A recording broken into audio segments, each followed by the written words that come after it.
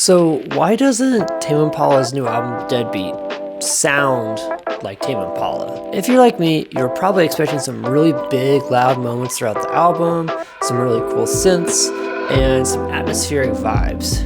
But instead, we got a mix of acoustic sounds and dance tracks. So how did we get here?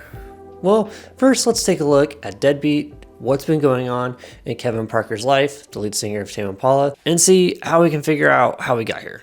So first off, let's take a look at Deadbeat. First track that I heard off this album as a single, I think was Loser.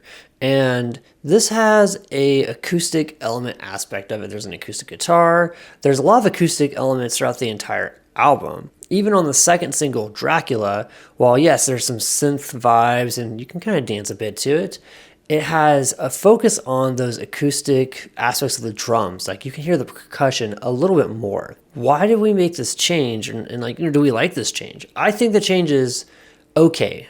I still like the Tame Impala that we had from Currents and from Slow Rush, and in this album there's a big departure from one of their signature sounds. If you listen to the song Eventually from Currents and One More Hour from Slow Rush, there's these really big bum bum kind of moments where like everything is just forced into a couple of notes, and those are kind of like classic Tame Impala moments for me. And it's really easy just to want to be like move with that music, move with that very simple, basic kind of movement. And it's almost kind of Beethoven-like, I guess. But it's cool. And the way they introduce like synthesizers and like the guitars are really big in those moments. You feel very in the moment with those moments in those songs. But on the album Deadbeat, we don't really have that. We've traded those big moments for acoustic instruments and an emphasis on those acoustic instruments and dance bops.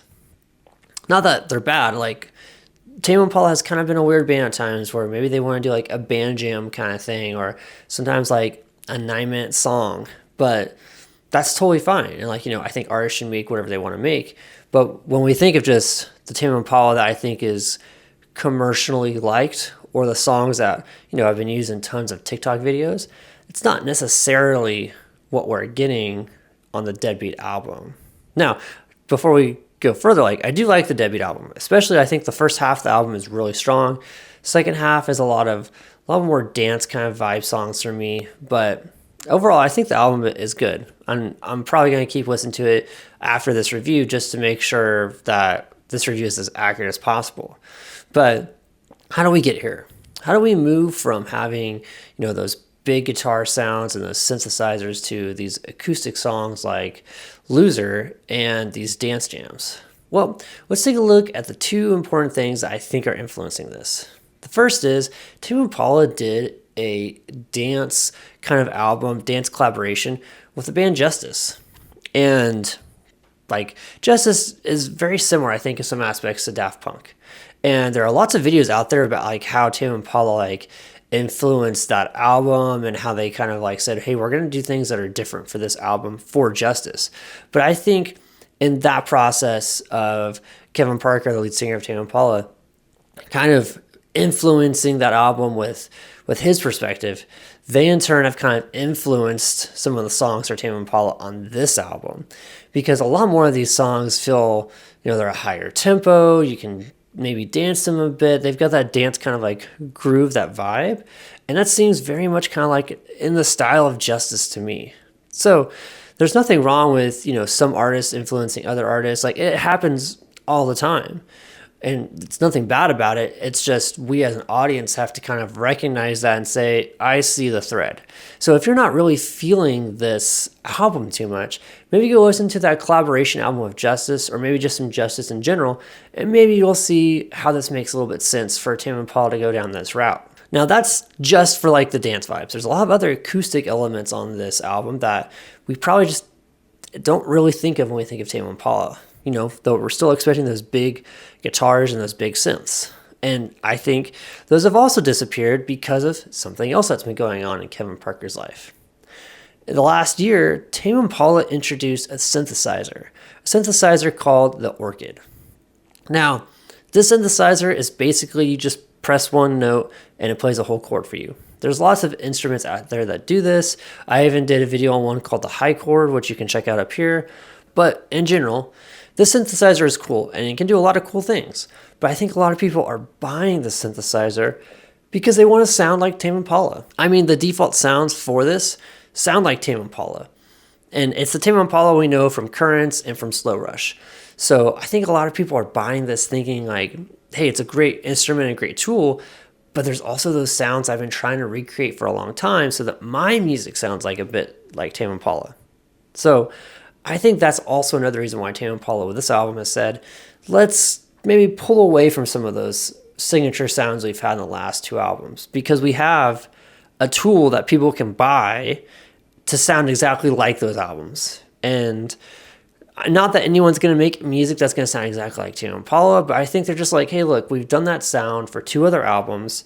Let's move on to something else and do these acoustic kind of like songs. You know, even if they're acoustic focused, they're a bit more guitar focused as well. And I think that synthesizer project was a little more of a wake-up call for Tame Impala to say, we've done the same song for two albums. Let's do something different. And also, if you look at just these last three albums, Currents, Slow Rush, and now Deadbeat, they're 5 years apart. You're going to tell me you don't expect an artist to grow or change their style a little bit within 10, 15 years? Like, that's insane for me to think that you would want to meet the same person and say you're exactly the same as you were 10 years ago on your third album.